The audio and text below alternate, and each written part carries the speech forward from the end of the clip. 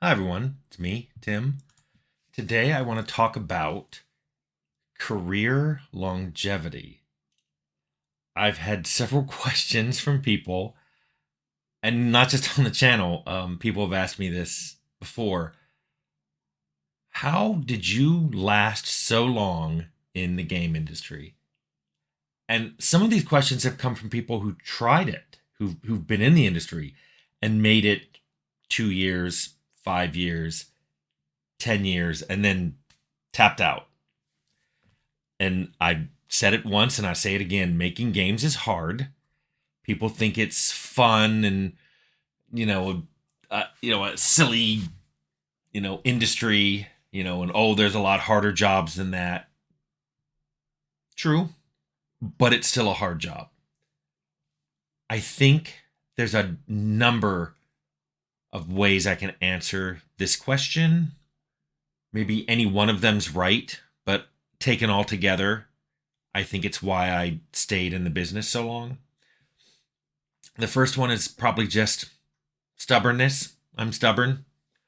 There were games I wanted to make, and I knew it would take a while to get to a position where I could make those games, to have the skills I needed to do the parts of the game I wanted to do, and to manage people to do the parts of the game I couldn't do, to recognize the difference in these are things I'm never going to be good at, and these are things I can learn, and these are things that I've learned enough.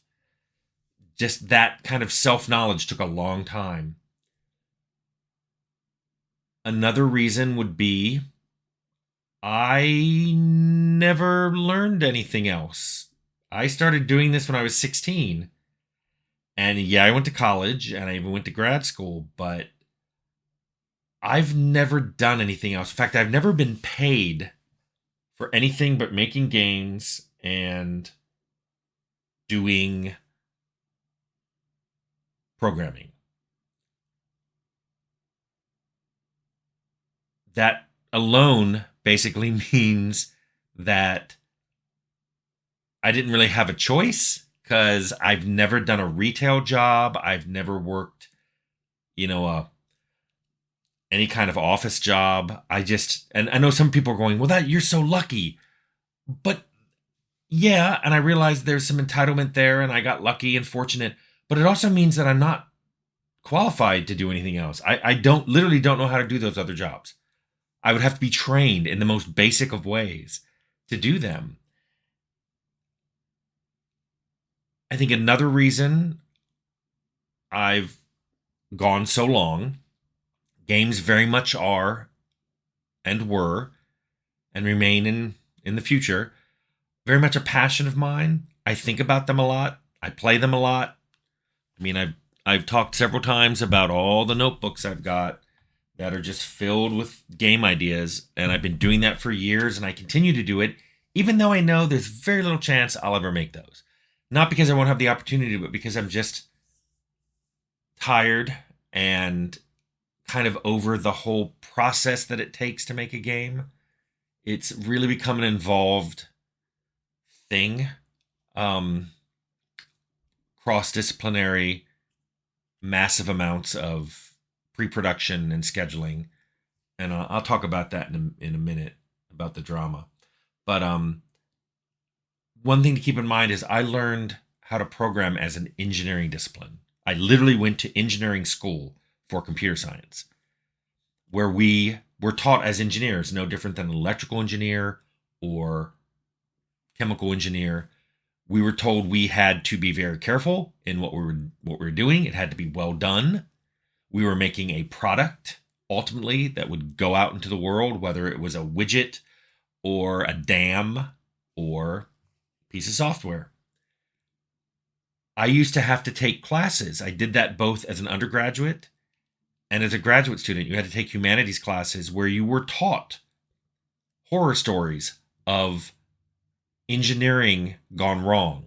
The software one that I remember was there was medical software made to control the machine that gave radiation therapy to cancer patients.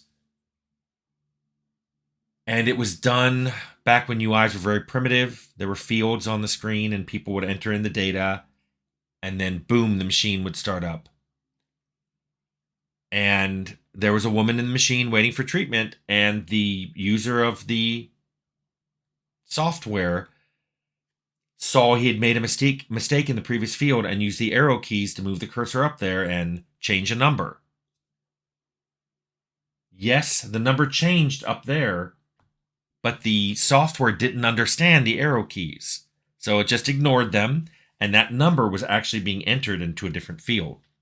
And that poor woman was exposed to massive amounts of radiation that she should not have been exposed to. And I believe she became known as the first human to survive that much radiation. And we were taught so many ways in which that was done wrong. The UI shouldn't have been written that way.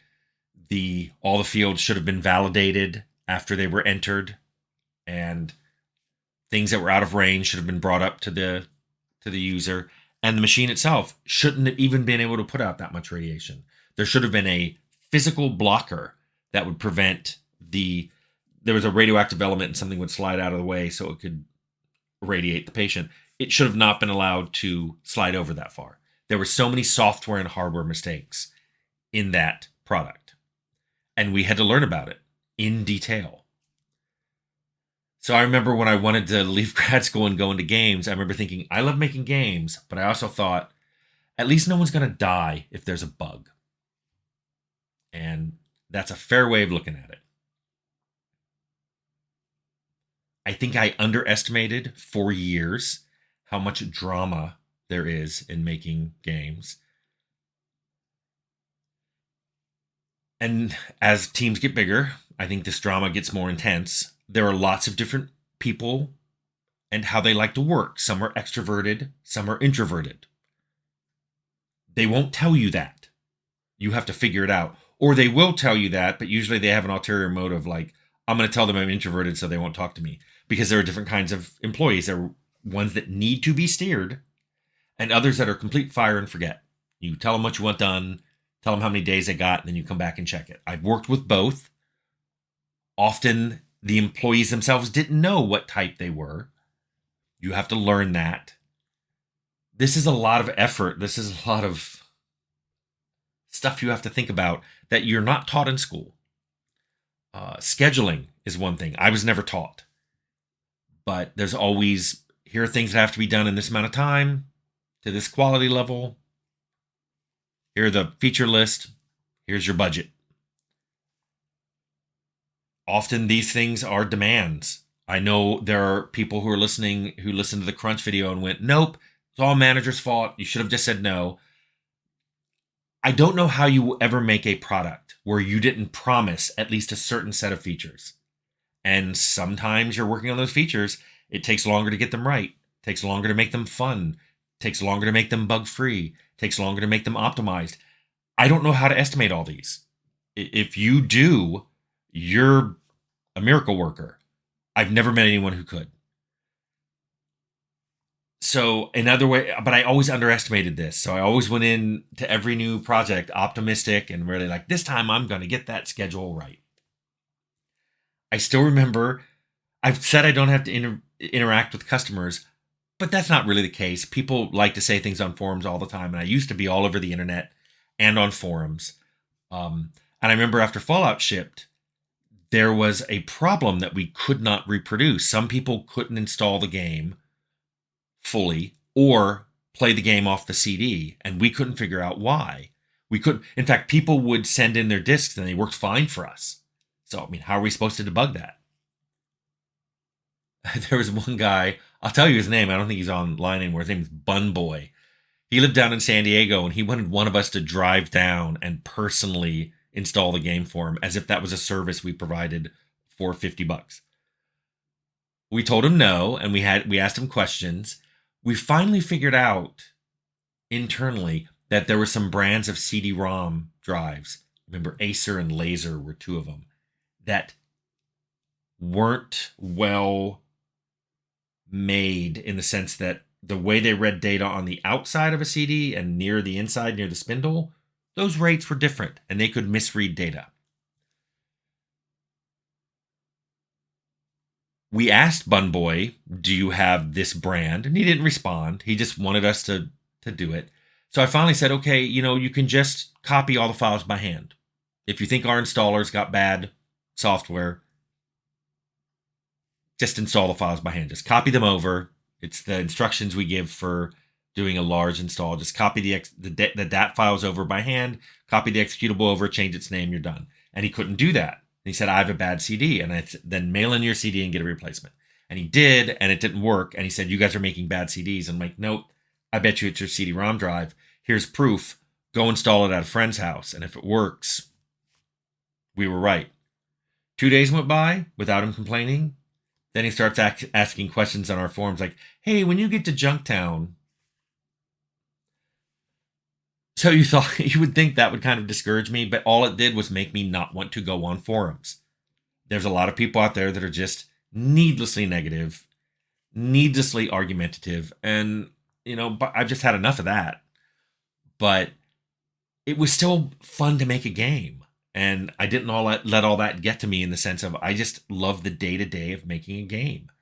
Even when we read reviews that supposedly were objective, where it was people just basically complaining about things they don't like in games in general. And oh, by the way, our game had that. There was, I remember there was a review that once started for one of my games. The person wrote, I don't normally review RPGs, but I'm stuck reviewing this one. So here we go. And I'm like, just don't.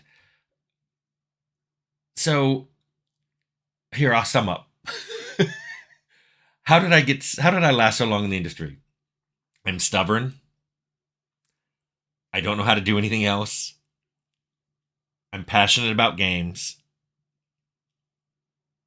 I learned how to code as a product, but I wanted to make a product that wouldn't actually hurt someone if there was a problem with it. And finally, I underestimated and continue to underestimate all of the drama that comes with making games. I do that all the time.